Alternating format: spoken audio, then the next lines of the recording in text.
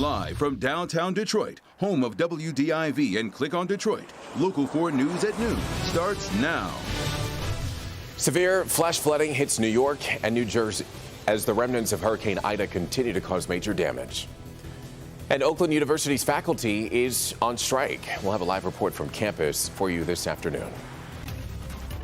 But we do begin with breaking news. Inkster police need your help to find a man and his 6-week-old child. 37-year-old Alan Turner was last seen in a fully tinted silver Lincoln MXZ.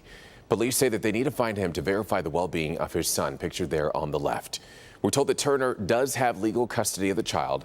That baby was last seen wearing a white and blue onesie. No other details have been released at this time.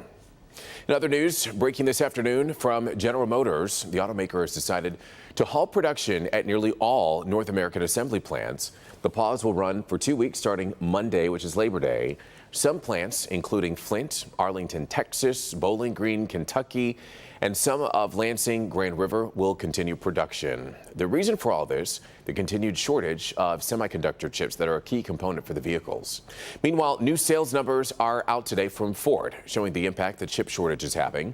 Ford's August sales were down 1/3 compared to August of last year. Even the popular F-Series trucks and vans, Ford's cash cows, were down more than 22%. Sales of Ford's branded SUVs like the Edge and the Escape were down nearly 25%. New vehicle inventories are still at historic lows because of the chip shortage. And right now, Oakland University faculty members are on strike, as we mentioned, but students are still told to report to class today. Let's check in with Rod Maloney. He joins us now live on campus with the very latest. Rod, how many people are you seeing out there? Well, it's a couple of dozen protesters at least, Rod. We'll show you the pictures of them now here. They've been out here since early this morning, and they are attempting to sort of shut down what is going on, or at least classes here. The university telling us that there are some classes that are in, and there are some teachers perhaps even crossing the picket line. Be that as it may, this is a dispute over pay. And of course, we all may know that in the state of Michigan, there's a law that says teachers cannot do this. And so that becomes problematic, and the university certainly says it's going to deal with that if they can't get any kind of help with the negotiations. Right now, there is a virtual mediation session going on trying to settle that problem. But essentially, this has to do with the fact that the teachers here, or the professors, had agreed to hold off a year on their contract due to COVID. Then they started renegotiating, and they felt that the university was not dealing with them in particularly good faith. And so here's what the union president says. Her name is Karen Miller. She's the president of the American Association of University Professors here at the university. And this is what she had to tell us about where things stand with that mediation that they're going through right now. We want what we think is fair, and we want what, and when I say we, I mean our membership. We have discussed this extensively with our members. We've sent out surveys. Our members are very concerned about their financial livelihoods, and they're concerned about the future of the university. If faculty livelihoods are starting to be impinged, that does not bode well for the future of the university. And so where does this go now? Well, likely to court if they cannot come up with a settlement here. And the talk started about 10 o'clock this morning. If they can't come up with a settlement, the university says they'll take it to court, get a judge to send the teachers back to the classroom while they continue to try and mediate this contract. So we'll have to see where it goes. We're going to be on the ground here most of the afternoon, and we'll have the update for you coming up on Local 4 News at 4, 5, and 6. Reporting live in Auburn Hills, Rod Maloney, Local 4. All right, Rod, thank you for the update. Let's turn now to the coronavirus, and the very latest happening here in our state and Metro Detroit. Washtenaw County health officials have issued a mask mandate for all K-12 schools this fall. And starting next Tuesday, students and staff within the county will be required to wear a face mask while indoors. Officials say the emergency order will remain active until COVID transmission within the county decreases to a moderate level or lower.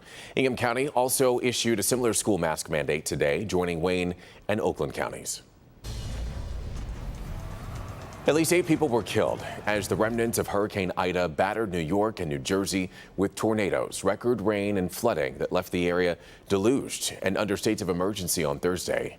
The wind-driven downpour shattered rainfall records and prompted an unprecedented flash flood emergency for New York City. Here's Stephanie Gosk with more from Queens. Well, the story with Hurricane Ida in Louisiana was the wind. Here in New York City, the remnants of that hurricane, the story is the rain.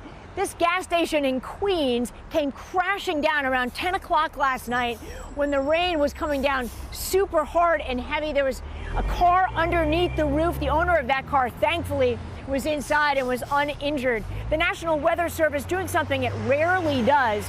First, it issued a flash flood warning. It then upgraded that to a flash flood emergency here in New York City. They only do that when it's life-threatening. There are biblical images of rain water pouring into subway stations. People were trapped, in fact, on subways. 100 people had to be rescued, and still today, the subways are not back up and running, or they're running very slowly because of the damage done.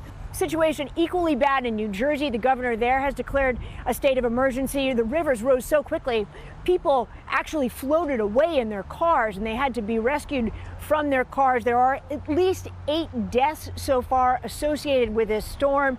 Hurricane Ida, the remnants of Hurricane Ida, continuing to wreak havoc all the way up the Northeast. Stephanie Gosk, NBC News in Queens, New York. The power of Mother Nature. Let's turn things over to meteorologist Brandon Rue for an update on what is going on with the rainfall totals there and what we can expect for the rest of our day here at home. You got it. And a crazy day yesterday. This was an 8-hour stretch from about 6 p.m. until about 2 a.m. this morning. And while they were getting crazy rain totals, also 35 to 70 mile an hour winds whipping around. But take a look at some of these rain totals that we have seen just for the East Coast, and you'll recognize some of these locations. Here we go. Staten Island, almost 9 inches of rain in 8 hours, so they were getting more than an inch an hour. Newark, New Jersey, sorry, it should be, about 8.5 inches. New Rochelle, New York. The Dick Van Dyke Show, I think, was there, or at least supposed to be there, just shy of 8 inches. Stamford, Connecticut, any Office fans? They had a branch there. 7 inches of rain. And I was watching the U.S. Open in Flushing, Queens, New York, where almost 7 inches fell, but they had to suspend indoor play because the rain was coming in through the vents. Whew. All right, so here we are, low, middle 70s right now, on our way to a peaceful 78. Almost feel guilty with what's happening in the east and the west part of our country. We're stuck in the middle in really good weather. How long does it last? Well, check it out on the Local Forecasters app. Always your greatest weapon and tool during severe weather, big weather, but we've got everything covered there for you. It is free. Just search WDIV in your app store. All right, Brandon, thank you. Warren police have arrested a mother after her 9-month-old daughter apparently overdosed. Officers say that they found the girl unresponsive at a home on Hendricks, right near Elroy Avenue and East 9 Mile. Police Commissioner Bill Dwyer tells us officers had to administer Narcan to that 9-month-old, and it's believed that the girl overdosed after heroin with fentanyl was found in the home. The girl is in serious condition at Children's Hospital right now. 2 other children who were home at the time are now being cared for by relatives. An investigation into an unusual odor continues this afternoon in Flat Rock. The odor was first detected Tuesday at one of the city's sanitary sewer lift stations. Officials tell us people who live near the station can smell the same odor near their homes. The investigation is happening in the southeast portion of the city, south of Gibraltar Road. Air quality and water samples are being taken now, and they're going to be sent to laboratories in hopes of identifying the odor and getting to the bottom of things. All right, still to come here on Local 4 News at noon. You might have heard about China's government setting limits on video game playtime for children. Well, now it has issued another order that's going to offend a lot of people. We'll tell you what that is. Plus, a Paralympian participates in his event and finishes on top, but then was stripped of his gold medal for a reason that you might not expect. We'll share that as well. And an early morning vote by the Supreme Court on Texas's controversial new abortion law. Find out what the justices decided in a 5-4 vote. That's coming up next. But first, we want to get to President Joe Biden speaking about Hurricane Ida. Record rain fell in these states. New York recorded more rain yesterday, the first day of September, than it usually sees the entire month of September. We saw more than 3 inches of rain per hour fall in Central Park. The United States National Weather Service issued a flood emergency in Manhattan, Brooklyn, Queens, the Bronx, Staten Island, and parts of Long Island last night. This is the first time that such a warning has ever been issued for the city. People were trapped in the subways, but the heroic men and women of the New York Fire Department rescued all of them. They were trapped. We're seeing the same story of devastation and heroism across New Jersey and Pennsylvania as well. For now, 11 people in New York and New Jersey died because of the storm. And I want to express my heartfelt thanks to all the first responders and everyone who's been working through the night and well into the morning to save lives and get power back. There's a lot of damage, and I made clear to the governors that my team at the Federal Emergency Management Agency, FEMA, is on the ground and ready to provide all the assistance that's needed.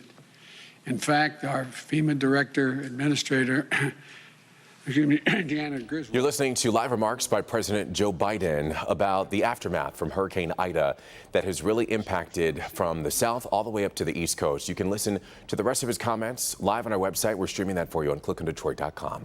We'll be right back, everybody.